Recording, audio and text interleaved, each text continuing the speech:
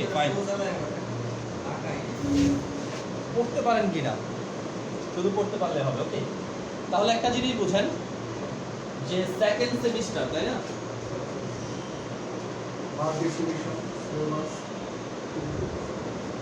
Second semester আমাদের সাবজেক্টের নামই আমরা দিয়ে দিয়েছি কি, সিস্টেমিক ডিজিজ। নাম কি? Systemic disease. আসেন স্যার।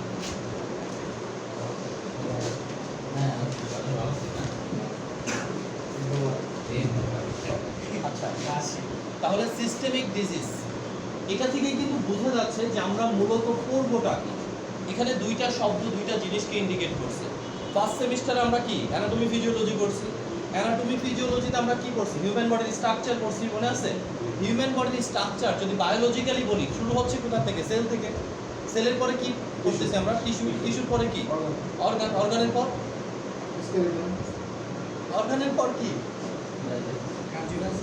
অর্গানের পর কি? ফার্স্ট হয়েছেন ঠিক আছে, বাট এখন কিন্তু ম্যাক্সিমাম কোশ্চেন সবার আগে আপনার দিকেই যাবে, বুঝছেন? বলে না মুকুট পরা শক্ত, তাই না? মুকুট ত্যাগ করা আরো কঠিন, আরো শক্ত। সো এখন একটু ভালো করে পড়াশোনা করে আসবেন। সিস্টেম, পরের জিনিসটা হচ্ছে কি? সিস্টেম। তাহলে অর্গান, অর্গান দিয়ে কি তৈরি হয়? সিস্টেম তৈরি হয়। কতগুলো সিস্টেম আমরা পড়েছি? ধরেন 10টা 12টা সিস্টেম পড়েছি। এখন আমরা বলতেছি সিস্টেমিক ডিজিজ। তাহলে সেকেন্ড সেমিস্টারের সাথে ফার্স্ট সেমিস্টারের একটা কোলাবোরেশন, সিস্টেম তার ডিজিজ। তাহলে আমাদের সিস্টেমগুলো আসবে, তার সাথে কি আসবে? ডিজিজ আসবে। এখন আর আমরা সিস্টেমের অর্গান পড়বো না, ঠিক আছে? এখন আর আমরা পড়বো না যে পাথওয়ে অফ কি ডাইজেস্টিভ সিস্টেম। এখন আমরা পড়বো না কি স্টোমাকের সেল কতগুলা। এখন আমরা পড়বো না ব্লাডের সেল কতগুলা। আচ্ছা, কমন একটা কোশ্চেন জিজ্ঞেস করি, তোমার বলেন 5টা সেলের নাম বলেন। আমাদের শরীরে আছে এরকম 5টা সেলের নাম বলেন। কোষ, মাইটোকন্ড্রিয়া কোষের নাম, বক্সগুলো কোষের উপাদানের নাম বলেন। 5টা কোষের নাম। সেল লিখলাম তো, মানা করি না, বলেন। এটা চাপ দেন একটু। এম দিয়ে তো মাস্টার মাইন্ড হয়। মাস্কুলার নাকি জানি একটা আছে, মাস্কুলার একটু সাহায্য করেন না কেন? কি 5টা সেল? আপনারা ওইটাই বলতে পারেন, যে কোনো 5টা সেলের নাম বলেন আপনারা, যে কেউ। 5টা cell, alpha cell, beta cell, আর নার্ভা। মানে পুরো অ্যানাটমি ফিজিওলজি পড়েছি, এখন সেলের নাম পারে না। আলফা সেল, বিটা সেল কোথায় থাকে? হ্যাঁ, প্যানক্রিয়াটিক বিটা সেল, এটা কিন্তু সেলের নাম। প্যানক্রিয়াসে আলফা সেল থাকে, বিটা সেল থাকে, আর 3টা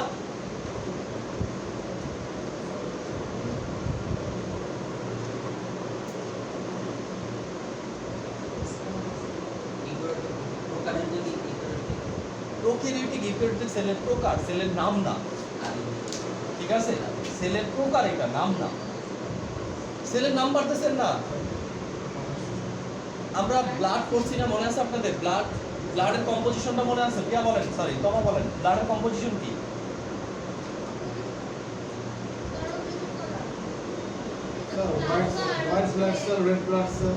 সেল, ঠিক আছে? এইখানেই 5টার উপরে সেল আছে, তাই না? হোয়াইট ব্লাড সেল কত ধরনের?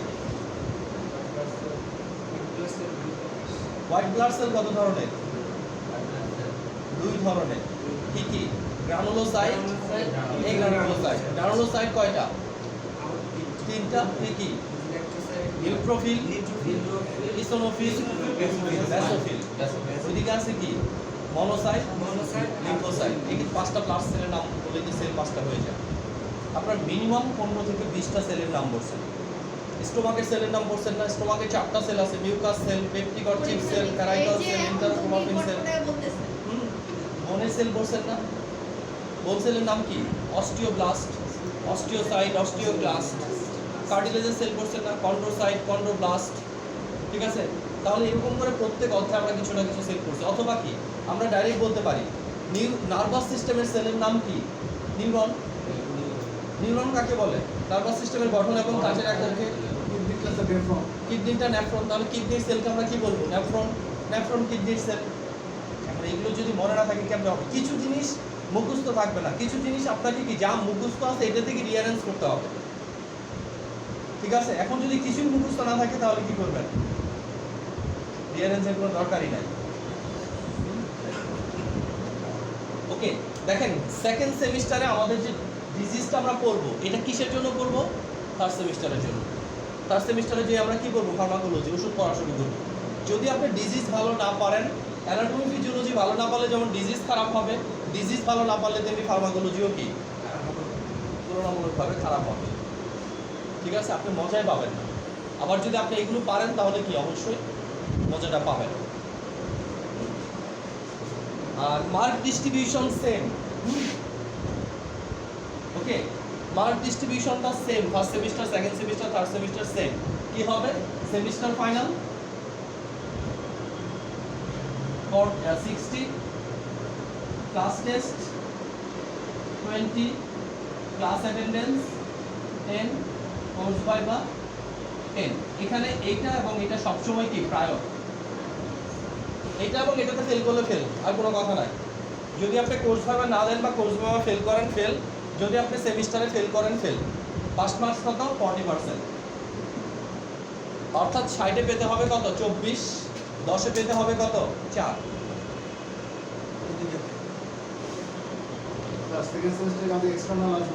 না, সেকেন্ড ইয়ার থেকে শুরু হবে এক্সটার্নাল আসা। ওকে, তাহলে আমরা একটু সামনের দিকে যাই।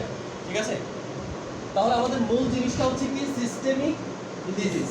এইটুকু জিনিসটা তো কারোর কোনো কনফিউশন নাই যে আমাদের বিভিন্ন শরীরে বিভিন্ন যে সিস্টেমগুলো আছে ওই সকল সিস্টেমে যে রোগগুলো হয় তাদেরকে আমরা কি বলি? Systemic disease. তাহলে সিস্টেম কি কি আছে? পাঁচটা সিস্টেমের নাম বলেন। সুমন।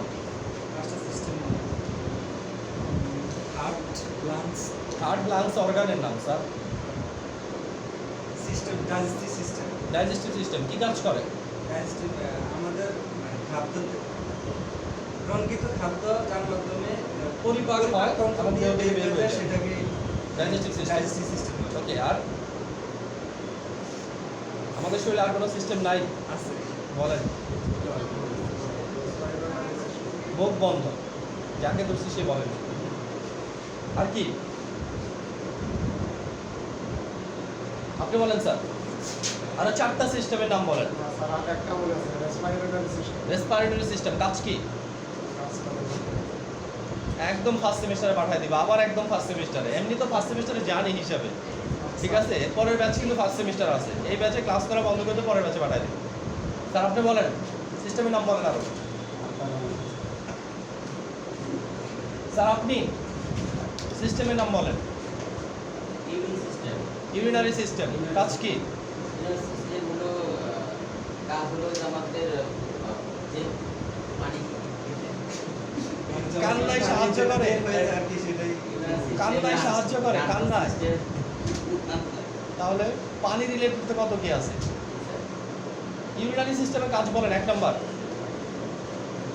আচ্ছা, নার্ভাস সিস্টেমের কাজ বলেন। নার্ভাস সিস্টেম যে শরীরের উদ্দীপনা গ্রহণ করে এবং সেটা গ্রহণ করে কাজ ইয়ে করে স্যার। শরীরের উদ্দীপনা নার্ভাস সিস্টেমের মূল অর্গান কি? Brain sir. ব্রেন। গুড। আরেকটা বলেন সিস্টেমের নাম। Immune system, nervous system, digestive system. বলছে তো। রেসপিরেটরি সিস্টেম বলছে। এরপর urinary system, nervous system,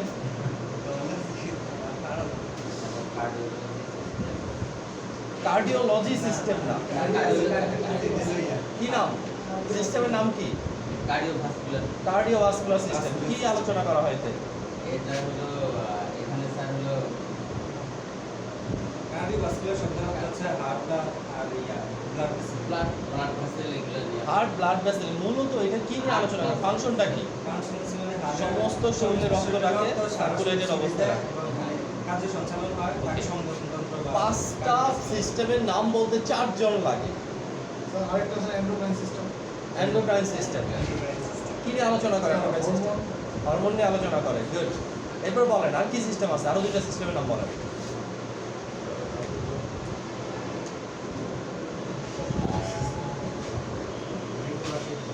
reproductive system, very good. কি কাজ করে রিপ্রোডাক্টিভ সিস্টেম? হ্যাঁ, আরেকটা বলেন। আর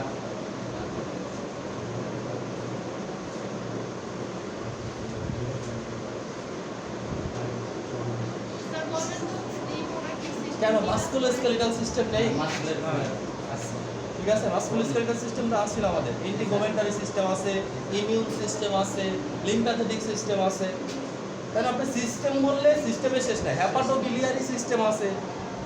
সিস্টেম তো ছোট ছোট, সিস্টেমের মধ্যে সিস্টেম বানানো যায়। ঠিক আছে, বসেন। স্যার আমরা এই সিস্টেমে কি সেমিস্টার ডায়াবেটিসটা পড়বো স্যার? অবশ্যই ডায়াবেটিস কোন সিস্টেমের লোক বলেন তো? Diabetes endocrine. হ্যাঁ, ডায়াবেটিস দেখেও কারা? এন্ডোক্রাইনোলজিস্ট যারা, ডায়াবেটোলজিস্ট, এন্ডোক্রাইনোলজিস্ট। তাহলে সিস্টেম যেহেতু আছে, পড়ছেন না এন্ডোক্রাইন সিস্টেম, তাহলে এন্ডোক্রাইন সিস্টেমের ডিজিজ আসবে, এন্ডোক্রাইন সিস্টেমের কি ডিজিজও আসবে। ঠিক আছে, তবে আপনারা সিস্টেম যেরকম ধারাবাহিকভাবে পড়ছেন, এখানেও কি রোগের একটা ধারাবাহিকতা আছে। ঠিক আছে, ওই ধারাবাহিকভাবে পড়বো। তাহলে সিস্টেম রিলেটেড বিষয়গুলো যদি ক্লিয়ার হয়, সেকেন্ড সেমিস্টারে আমরা ওই সিস্টেমগুলোতে তুলনামূলকভাবে কী কী রোগ হয়, কী কী রোগ হয় এটা নিয়ে একটা আলোচনা। আরেকটা হচ্ছে ওই রোগগুলোর ভিতরে থেকে 2-3টা রোগ কি আমরা একটু ডিটেলস পড়ব। ঠিক আছে, তাহলে কী কী রোগ হয় মানে অনেকগুলো রোগ নিয়ে আলোচনা। আবার ডিটেলস পড়বো কয়টা? 4-5টা। কারণ কি এখন একটা সিস্টেমের সব রোগ করা কোনোভাবেই সম্ভব না, তাই না? তাহলে অন্য সিস্টেমগুলোকে আর করা যাবে না, সব সিস্টেমকে আমাদের টাচে রাখতে হবে।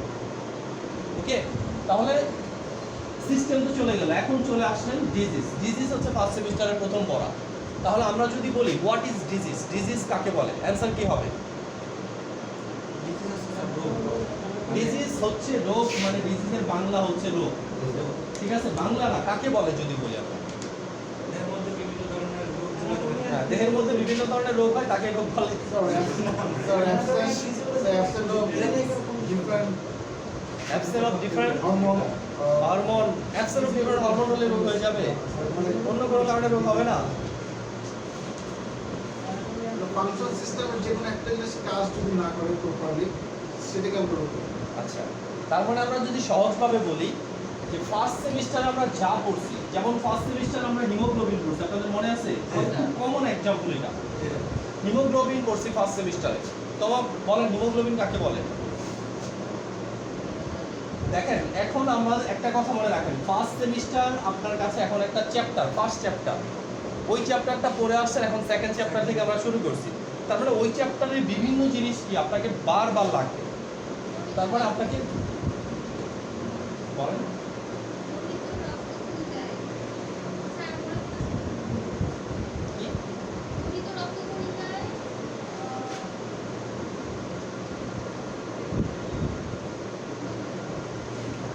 ম্যাডাম বলেন হিমোগ্লোবিন আমাদের নাম্বার 3 এই কি সমস্যা? বলেন। আমার তো আপনাদের ক্লাসরুম কিন্তু এখন এটা অনুযায়ী হবে, এখন আর ক্লাসরুম ভর্তির অনুযায়ী হবে না। এটা আজকে খুলে নিয়ে বাসায় এটা কি আপনাদের কাছে এক কপি ইমেল করে তো আছে, শত শত কপি বের করা যাবে। বলেন। আমার এরকম কাকে বলে মনে নেই, কিন্তু আরবিসিতে মানে আচ্ছা, কাকে বলে মনে নাই, আমাদের মূল কথাটা বলেন। হিমোগ্লোবিনের নরমাল রেঞ্জ বলেন, মানে কাকে বলে মনে না, আবার নরমাল রেঞ্জ 18 দিতে নেই। কার মনে আছে হিমোগ্লোবিন? 14 adult, 14 to আগে হিমোগ্লোবিন কাকে বলে আরবিসিতে কার মনে আছে? হিমোগ্লোবিন কাকে বলে? ওগুলো যৌগল প্রোটিন, যেটা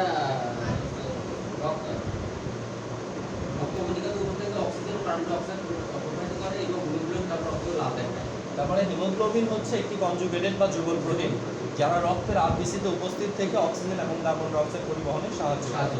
ওকে, হিমোগ্লোবিনের নরমাল রেঞ্জ কত? অ্যাডাল্ট হলো 14 থেকে 18, আর মেল মেল হলো 13.6 থেকে 19। মেল মানে পুরুষ, সরি, মেল মানে 14 থেকে 18। 14 থেকে 18 কি ইউনিটটা কি?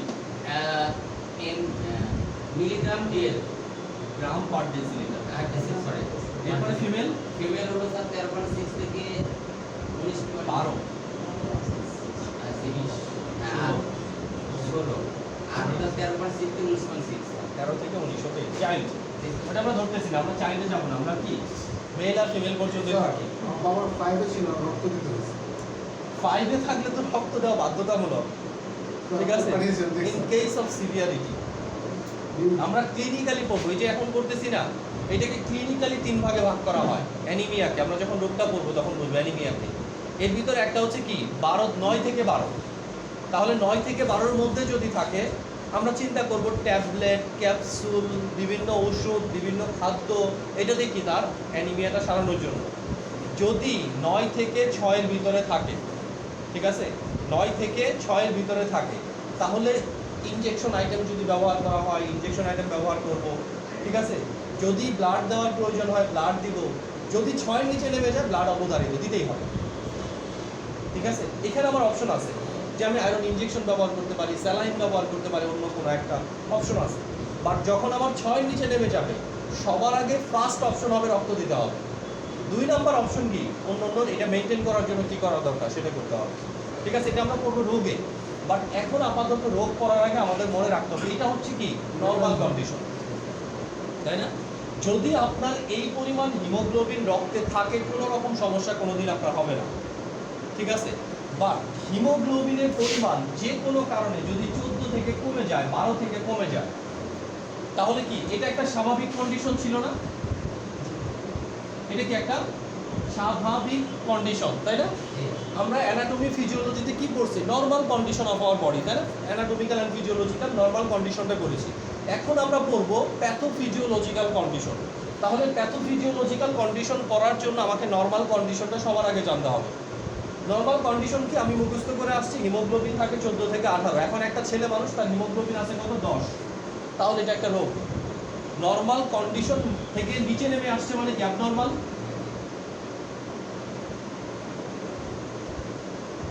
তাই না?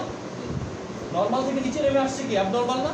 আবার যদি উল্টা হয় 18 বেশি হয় 20 হয়ে গেছে, এটাও কি অ্যাবনর্মাল। তাহলে নর্মাল হচ্ছে 14 থেকে 18, যদি 14-র নিচে নামে তাও অ্যাবনর্মাল, যদি 18-র উপরে ওঠে তাও অ্যাবনর্মাল, ঠিক আছে। তাহলে এই অ্যাবনর্মাল কন্ডিশন একটা রোগ হচ্ছে, এই অ্যাবনর্মাল কন্ডিশনে আরেকটা রোগ হচ্ছে। তাহলে এই অ্যাবনর্মাল কন্ডিশনে যে রোগ হয় এটাকে আমরা বলি কি অ্যানিমিয়া। কি বলি? অ্যানিমিয়া বা রক্ত স্বল্পতা, ঠিক আছে। আবার এই কন্ডিশনে আমাদের যে রোগ হয় এটার নাম হচ্ছে পলিসাইথেমিয়া। পলিসাইথেমিয়াকে বলা হয় রক্তাধিক্য। যাদের এরকম হয় তাকে বলা হয় রক্ত দেন, এক ব্যাগ রক্ত দেন। আগে তো রক্ত মোক্ষম করা হতো, শিরা কেটে দেওয়া হতো, এটাতে কি রক্ত পরে রক্ত ব্যালেন্স হতো। এখন কি করা হয়? শিরা কেটে রক্তটা নষ্ট করবেন কেন? আপনার রক্ত বেশি, তাহলে এক ব্যাগ রক্ত ডোনেট করে দেন, ঠিক আছে। তাহলে দুইটাই কন্ডিশন। কি কন্ডিশন? প্যাথোফিজিওলজিক্যাল কন্ডিশন বা অ্যাবনর্মাল কন্ডিশন। শুধু আমার এখন মনে রাখতে হবে বেড়ে গেলে কি রোগ হয়, কমে গেলে কি রোগ হয়, ঠিক আছে। তাহলে বেড়ে গেলে কি হচ্ছে?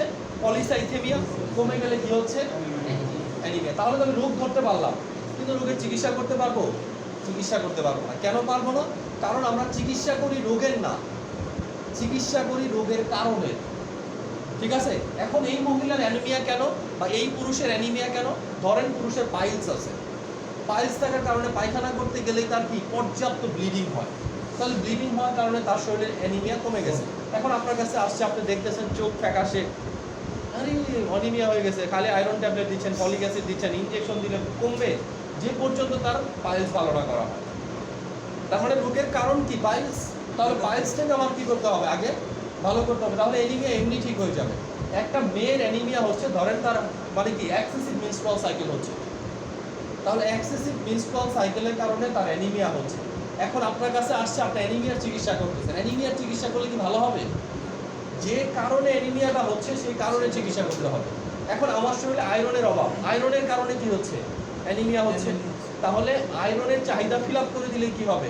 অ্যানিমিয়া দূর হয়ে যাবে। তার মানে আমরা কখনোই কোনো রোগের চিকিৎসা করতে যাব না, আমরা চিকিৎসা করতে যাব রোগের কারণে। তাহলে কারণ বের করতে হলে অবশ্যই রোগীর সাথে কি করতে হবে? কথা বলতে হবে যে কি কারণে রোগটা হয়েছে, এটা আমাকে তার কাছ থেকে কি বের করতে হবে, ঠিক আছে। তাহলে আমরা চিকিৎসা করবো কিসের? রোগের কারণে। বাট রোগ ধরার জন্য কি লাগবে? লক্ষণ লাগবে না? দেখেন আমাদের চিকিৎসার মূল বিষয়বস্তুটা কি? আমরা এখানে শিখতে আসছি কি? ঔষধ। কি শিখতে আসছি? বসির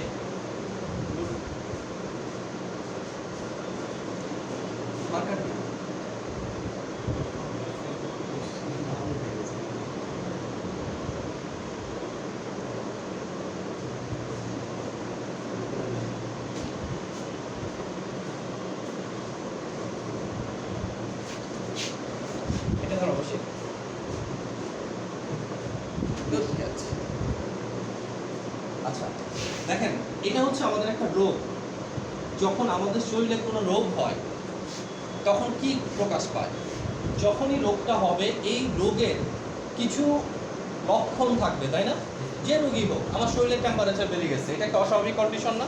বেড়ে গেলে আমার জ্বর হচ্ছে, জ্বর হলে কিছু লক্ষণ প্রকাশ পাচ্ছে। তাহলে যখনই আমার শরীরে কোনো রোগ হবে কিছু বিশেষ স্পেসিফিক কিছু লক্ষণ কি হবে?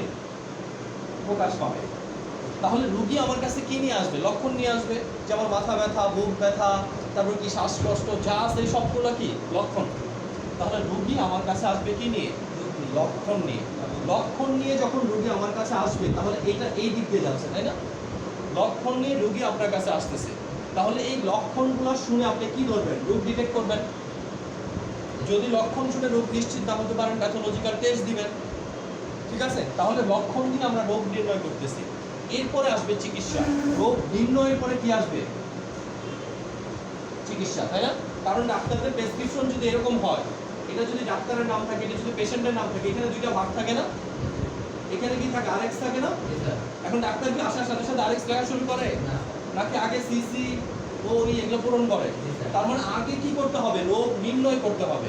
রোগ নির্ণয়ের ফলে রোগের কারণ ধরতে হবে। কারণ ধরার পরে আমি কি আরএক্স লিখতে পারবো। তাহলে চিকিৎসার মূল বিষয়বস্তু হচ্ছে রোগ ধরা। যদি আমি রোগ না ধরতে পারি, ছোট চিকিৎসা ভালো হবে না। ধরেন আমার ডায়রিয়া হয়েছে, কি ডায়রিয়া হয়েছে? খাবারের কারণে, একটা বিশেষ খাবার খেলে আমার ডায়রিয়া হয়। তাহলে আমি কি রোগ ধরতে পারি না? আমি জানি না, আমি ডাক্তারকে এটা বলিও না, বা ডাক্তার কখনো আমাকে জিজ্ঞেস করে নাই, বা এমন কোনো খাবার আছে কিনা যে খাবারটা খেলে আপনার এই রোগটা বাড়ে বা কমে, এরকম কিছু হয় কিনা। ঠিক আছে, এখন ডাক্তার আমাকে কি দিচ্ছে? সিপ্রোসিন দিচ্ছে, ম্যাক্রোনিডাজল দিচ্ছে, আমি খাইছি, রোগ ভালো হয়ে গেছে। আবার ওটা খাইছে, আমারও হয়েছে। ঠিক আছে, তাহলে এই রোগের চিকিৎসা কি? সিপ্রোসিন, ম্যাক্রোনিডাজল। এই রোগের সাময়িক চিকিৎসা এটা, বাট পার্মানেন্ট চিকিৎসা কি? যে খাবারটা খেলে এই সমস্যাটা হয়, খাবারটা টোটালি কি করে দিতে হবে? বন্ধ করে দিতে। আপনার দুধ হজম হয় না, তাহলে দুধ খেলে আপনার ডায়রিয়া হচ্ছে, যতবার দুধ খাবেন ততবারই আপনার কি হবে? ডায়রিয়া হবে। তাহলে প্রথম কাজ কি? দুধটাকে বন্ধ করে দাও। ঠিক আছে, আপনার ধুলাবালি সহ্য হয় না, এখন আপনি সারাদিন অ্যান্টিহিস্টামিন নিলে কি ভালো হয়ে যাবে? ঠিক আছে, আপনাকে সবার আগে কি কাজ করতে হবে? যে জিনিসটা এক্সপোজ করলে আপনার কি অ্যালার্জিক রিয়াকশন হয়, সেটাকে এক্সপোজ করা যাবে না। চিকিৎসা মানে এরকম। ঠিক আছে, তাহলে রোগ নির্ণয় করতে হবে, এরপরে কি? রোগের কারণ বের করতে হবে। কি করতে হবে? কারণ। এরপরে এই কারণের কি করতে হবে? চিকিৎসা করতে হবে। প্যারামেডিক যারা তারা প্রেসক্রিপশন লিখতে হবে। যদি ডিপ্লোমা করা থাকে সেক্ষেত্রে অবশ্যই বেসিক লেভেলে প্রেসক্রিপশন লিখতে পারবে। ঠিক আছে, প্রেসক্রিপশন প্যাডও ইউজ করতে পারবে। ঠিক আছে, পেডে আপনি ডাক্তার লিখবেন না, প্র্যাকটিশনার লিখবেন, জেনারেল প্র্যাকটিশনার। ঠিক আছে, ওকে, ক্লিয়ার কিনা এটা? তাহলে আমরা কিসের চিকিৎসা করি?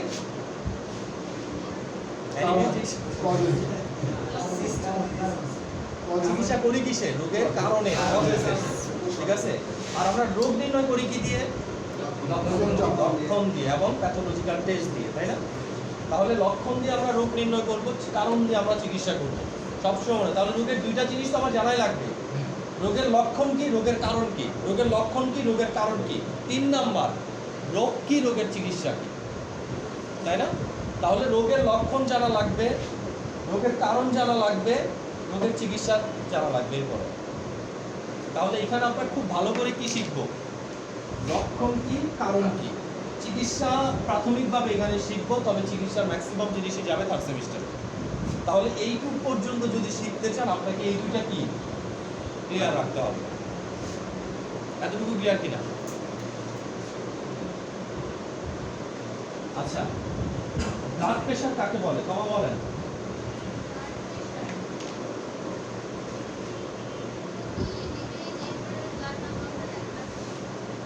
জোরে বলেন, কেউ শুনছেন আপনারা?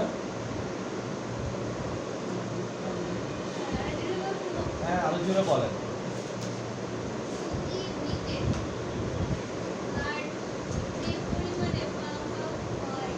তাকে কার্ডিয়াক আউটপুট না কি স্ট্রোক ভলিউম বলা হয়। ব্লাড প্রেশার কাকে বলে?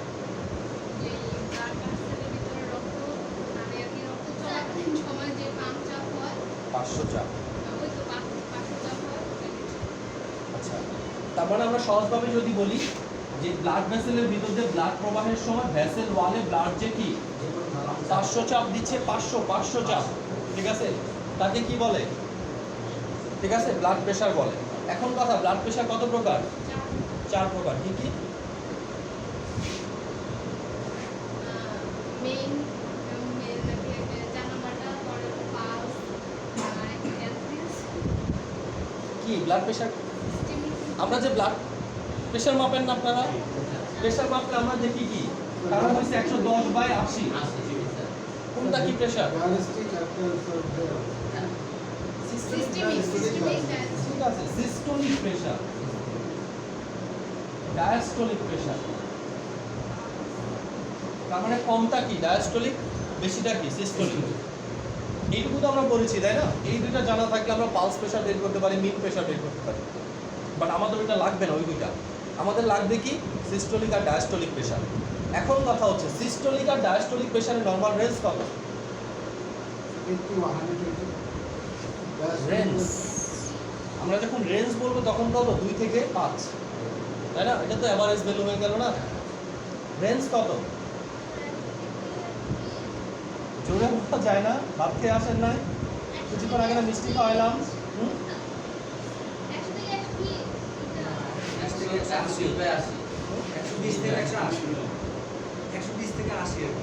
120 থেকে আসলে একটা হলো এভারেজ ভ্যালু হলো 120, একই তো হলো, এটা 110। এইটা নরমাল রেঞ্জ কত? 120 আপনাদের বই কি লেখা ছিল? 180 বই দেখছেন? ফার্স্ট সেমিস্টারের বই প্রতিদিনই নিয়ে আসতে হবে, অল্টারনেটিভ কোনো অপশন নাই। বের করেন দেখি, এখন বলেন কোন অধ্যায় আছে, বের করেন দেখি, বের করেন।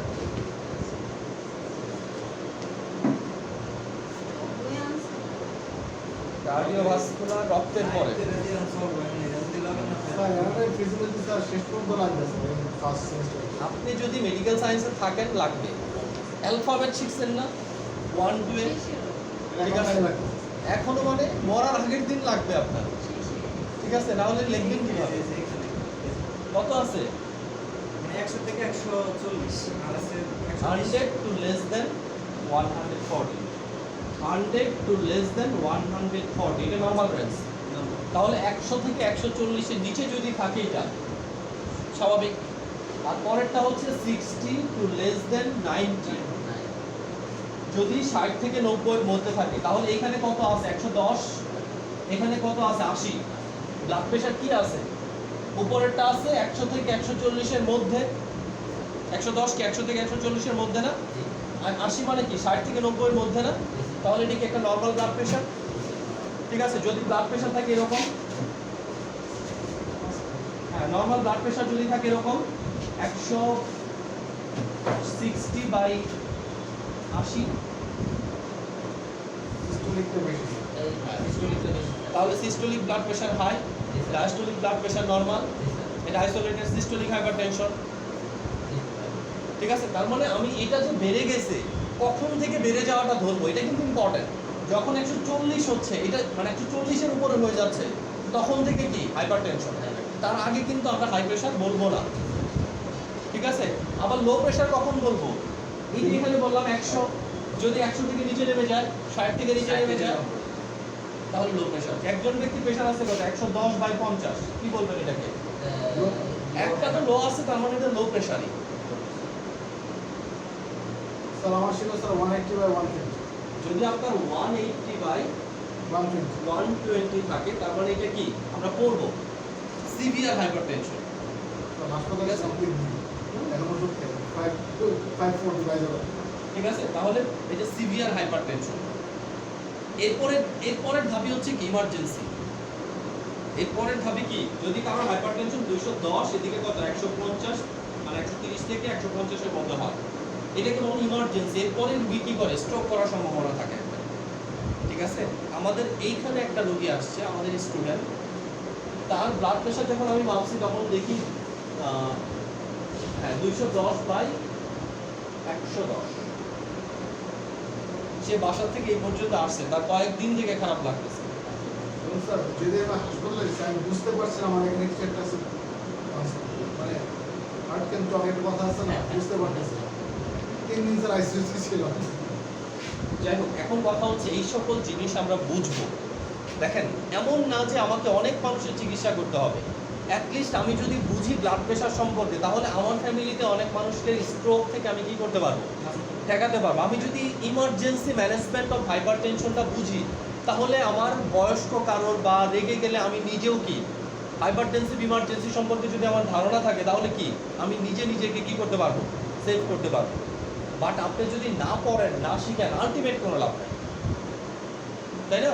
আমি এখানে যতই বকবক করি, যদি মানুষের কান কয়টা, দুইটা, ঠিক আছে, কান দুইটা কেন রাখছে? যে খারাপ জিনিসগুলো এই কান দিয়ে শুনে এই কান দিয়ে বের করে দিবেন, ঠিক আছে, আর ভালো জিনিসগুলা রেখে দিবেন। আমরা উল্টা কাজটাই করি না, ভালো জিনিস এই কান দিয়ে শুনে এই কান দিয়ে বের করে দেয়, খারাপ জিনিসটা মনের ভিতরে কি বসে যায়। স্যার এটা কিন্তু আমাদের জাতিগত একটা প্রবলেম স্যার। এটা হ্যাবিচুয়াল প্রবলেম হতে পারে। কারণ কি স্যার, আপনি স্যার যখন কোনো একটা জিনিস স্টার্ট করবেন, ফার্স্ট ইয়ারে বাঙালি ধরে নিয়ে ধান্দা হওয়ার জন্য আপনি স্যার নতুন একটা কিছু বিজনেস স্টার্ট করেন, আপনার ফ্রেন্ডরা ফার্স্টেই মনে করবে না নিশ্চয়ই ধান্দা করার জন্য। তো পজিটিভ থিঙ্কিং আমাদের এখানে জিরো। কেমনে পজিটিভ থিঙ্কিং থাকবে?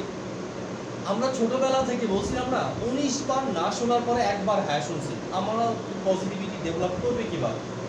অর্থাৎ একটা বাচ্চা যখন আপনাকে ডাকতে শিখে নাই, আপনাকে বাবা বলে ডাকতে পারে না, তখন আপনি সারাদিনই বলেন বাবা বলো, বাবা বলো, বাবা বলো, ঠিক আছে?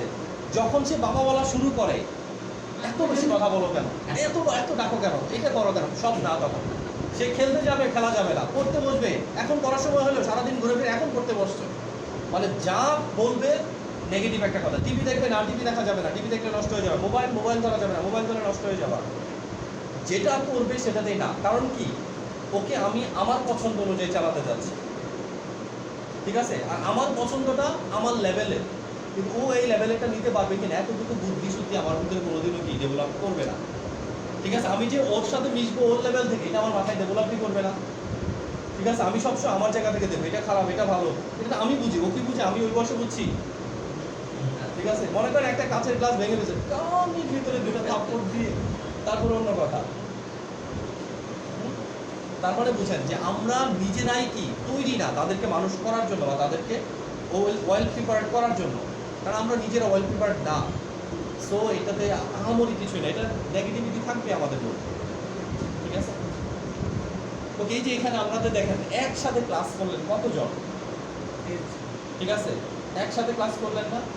দেখেন, কেউ রিটেক খাইছে, কেউ পরীক্ষায় পাস করছে, কেউ ফার্স্ট হয়েছে, কেউ অ্যাবসেন্ট থাকছে, ঠিক আছে? তার মানে কি, একই পৃথিবীতে সবাইকে পাঠাইছে, একই জায়গা দিয়ে পাঠাইছে, ঠিক আছে? একই প্রসেসে পাঠাইছে। এরপরে কি আপনারা এক একজন এক এক কাজ করবেন, এক একজন এক একভাবে থাকবেন, ঠিক আছে? আপনাকে অবশ্যই বিলিভ করতে হবে এই বিষয়গুলো। আপনাদের আমি ক্লাস দিছি না পুরাটা, এরপরে এরকম কেন হলো? কারণ স্যাররা কখনোই পড়া খাওয়াই দিতে পারবে না, তাই না? পড়া তো আপনাকেই করতে হবে, আপনার কাজ কেউ কোনোদিন করে দিবে না। ওকে, তাহলে আমরা একটা জিনিস ক্লিয়ার, ডিজিজ কাকে বলে? ডিজিজ কাকে বলে? অ্যাবনর্মাল অ্যানাটমিক্যাল অ্যান্ড ফিজিওলজিক্যাল কন্ডিশনকে ডিজিজ বলে, ঠিক আছে? ডিজিজ কাকে বলে? দেখেন, আমরা ফার্স্ট সেমিস্টারে কি পড়লাম? নরমাল অ্যানাটমি অ্যান্ড ফিজিওলজি, ঠিক আছে? সেকেন্ড সেমিস্টারে কি পড়বো? Abnormal anatomy and physiology. তাহলে ডিজিজ কাকে বলবো? অ্যাবনর্মাল অ্যানাটমিক্যাল অ্যান্ড ফিজিওলজিক্যাল কন্ডিশনকে কি বলে? ডিজিজ বলে। সহজভাবে যদি বলি, আমাদের শরীরের অস্বাভাবিক অবস্থাকে কি বলা হয়? ডিজিজ বলা হয়, ঠিক আছে? প্রেশার থাকার কথা কত আছে, কত কম থাকলেও ডিজিজ, বেশি থাকলেও ডিজিজ। হরমোন থাকার কথা কতটুকু আছে, কত কম থাকলেও ডিজিজ, বেশি থাকলেও ডিজিজ। পায়খানা হওয়ার কথা কীরকম, নর্মাল স্টুলের বৈশিষ্ট্য কীরকম, তরল হলেও ডিজিজ, কঠিন হলেও ডিজিজ, যদি কি না হয় তাও ডিজিজ। তার মানে কি, যেটা নর্মাল ওটা বাদ দিয়ে যা অ্যাবনর্মাল হবে সবই কি ডিজিজ, শুধু নামগুলো আলাদা হবে। তরল হলে বলতেছি ডায়রিয়া, কলেরা, ঠিক আছে? যদি অল্প অল্প হয় বলতেছি ডিসেন্ট্রি, যদি একেবারে আটকে যায় বলতেছি কনস্টিপেশন। রোগ আলাদা, ঠিক আছে? গ্যাস্ট্রিক আলসার হতে পারে, ডিউডেনাম আলসার হতে পারে। ওকে, তাহলে আমরা রোগগুলা পড়বো প্রথম আমাদের প্রশ্নটা হবে রোগ কাকে বলে, রোগ কত প্রকার। তাহলে রোগ কাকে বলে এইটুকু আপনারা ক্লিয়ার কিনা? ঠিক আছে, তাহলে এই সেমিস্টার আমরা মূল পড়াটা কি করব? রোগ। ঠিক আছে, তাহলে প্রথমেই বিষয় রোগ কাকে বলে। বলেন স্যার, ডিজিজ কাকে বলে? আজকে এটাই পড়াবো, আর কিছুই না। ডিজিজ কাকে বলে পুরো এক ক্লাস। হ্যাঁ, শরীরের অস্বাভাবিক অবস্থাকে ডিজিজ বলে। ইংরেজিতে একটু সুন্দর করে বলেন, ভাইবাতে সুন্দর করে বলতে বলবো। অ্যাবনর্মাল কন্ডিশনকে ডিজিজ বলে। বইয়ের প্রথম কথা পড়া এটা না? অ্যাবনর্মাল অ্যানাটমিক্যাল অ্যান্ড ফিজিওলজিক্যাল কন্ডিশনকে কি বলা হয়? ডিজিজ বলা হয়। অ্যাবনর্মাল অ্যানাটমিক্যাল অ্যান্ড ফিজিওলজিক্যাল কন্ডিশনকে কি বলে?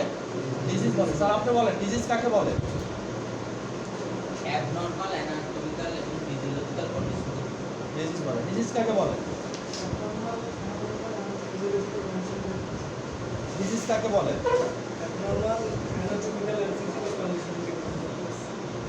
ডিজিজ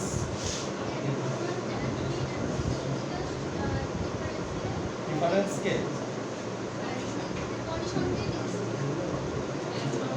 অ্যাবনর্মাল অ্যানাটমিক্যাল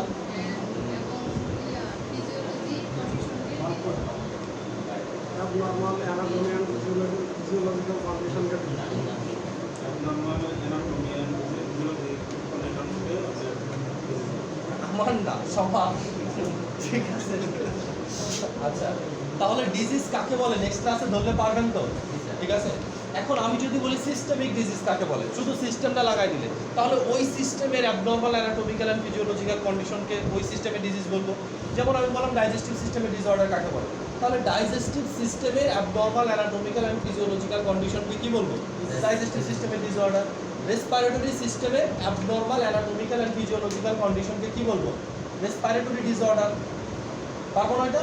তাহলে সিস্টেমিক ডিজিজ একটা হলো, আরেকটা কি নরমাল ডিজিজ একটা হলো। এখন আমরা যদি পড়ি ডিজিজ কত প্রকার, এই ডিজিজকে ভাগ করা হয় বিভিন্ন ক্যাটাগরিতে। ঠিক আছে, বিভিন্ন ক্যাটাগরিতে ডিজিজগুলোকে ভাগ করা হয়। কি কি ক্যাটাগরিতে ভাগ করা হয় আজকে আমরা আর করবো না, নেক্সট ক্লাসে করবো। আপনাদের কাজ হচ্ছে এই ফার্স্ট চ্যাপ্টারটা, ঠিক আছে, ফার্স্ট চ্যাপ্টারটা একটু ভালো করে রিভিশন দিয়ে আসা।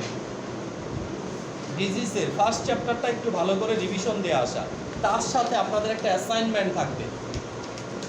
ঠিক আছে, অ্যাসাইনমেন্ট হচ্ছে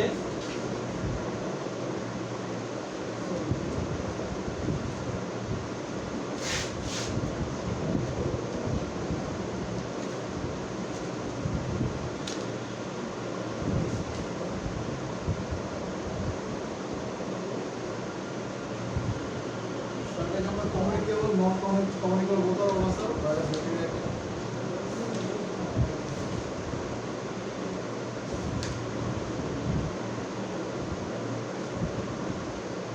আচ্ছা দেখেন, পাঁচটা ব্যাকটেরিয়াল ডিজিজের নাম একটা এরকম চার্ট করবেন। হ্যাঁ, এই এক নাম্বার দিলেন 15 ব্যাকটেরিয়াল ডিজিজ, লিখে এরকম একটা চার্ট করবেন। ক্লাস তো শেষ হয়ে গেল।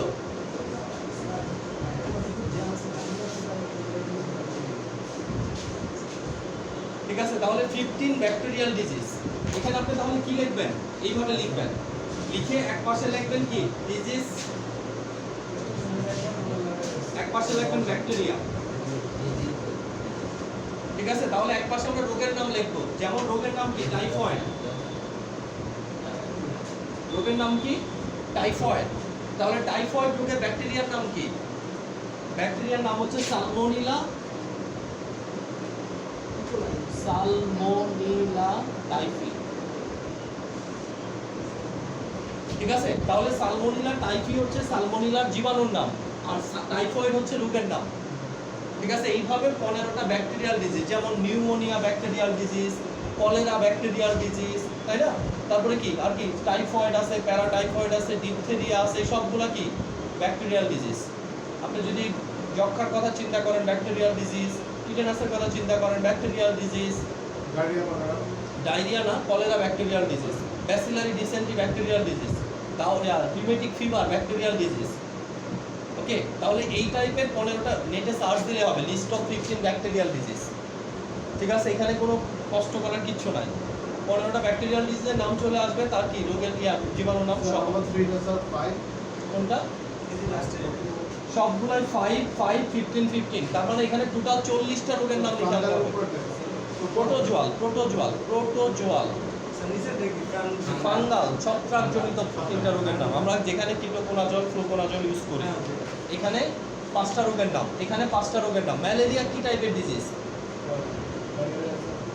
প্রোটোজোয়াল ডিজিজ, ম্যালেরিয়া প্যারাসাইটের কারণে হচ্ছে। যদি বলি ডেঙ্গু, ফাঙ্গাস। সারা জীবন এখন ডেঙ্গু নিয়ে কি কথাবার্তা হচ্ছে? ডেঙ্গু হলো ভাইরাল ডিজিজ, তাই না? COVID-19 virus viral disease. ভাইরাসের নাম কি? ভাইরাল ডিজিজ তো পাবেন, এমনি পাবেন এটা। Hepatitis virus hepatitis virus. এখন হেপাটাইটিসের মধ্যে 5টা ভাগ করে ফেলতে পারেন, hepatitis A B C D E. তাহলে হেপাটাইটিস এর কারণে কি হচ্ছে? এ ভাইরাসের কারণে হেপাটাইটিস এ হচ্ছে, হেপাটাইটিস বি ভাইরাসের কারণে হেপাটাইটিস বি হচ্ছে। তাহলে এখানে 5টা আছে। এরপরে কি কোভিড-19, চিকুনগুনিয়া, ডেঙ্গু সবই কি ভাইরাল ডিজিজ। চিকন পক্স, স্মল পক্স, এগুলো সব কি ক্যান্সার। আমরা প্যাপিলোমা ভাইরাসকে দায়ী করি, ঠিক আছে? প্যাপিলোমা, হিউম্যান প্যাপিলোমা ভাইরাসকে দায়ী করি, বাট আমরা এটা মেটাবলিক ডিসঅর্ডারের ভিতরে রাখি, ঠিক আছে? যে আমাদের শরীরে metabolism related, DNA metabolism related বিভিন্ন মিস ইনফরমেশনের কারণে কি ক্যান্সার হওয়ার সম্ভাবনা বেশি থাকে। ওকে, তাহলে একটা খাতার ভিতরে কি করবেন? 4টা 40টা ডিজিজের নাম এবং তাদের জীবাণুর নাম কি লিখে নিয়ে আসবেন। 1 সপ্তাহের অ্যাসাইনমেন্ট। আর আমরা পড়ানো শুরু করব নেক্সট ক্লাসে ডিজিজ কাকে বলে পরে থেকে। 15 15 30, 5 আর 5 10। তাহলে 4টা ঘর হবে। ঘর কয়টা হবে? 4টা। একটা ব্যাকটেরিয়াল ডিজিজের ঘর, একটা ভাইরাল ডিজিজের ঘর, একটা ফাঙ্গাল ডিজিজের ঘর, একটা প্রোটোজোয়াল ডিজিজের ঘর, ঠিক আছে? সবাইকে অ্যাসাইনমেন্ট জমা দিতে হবে। ক্লিয়ার এটা?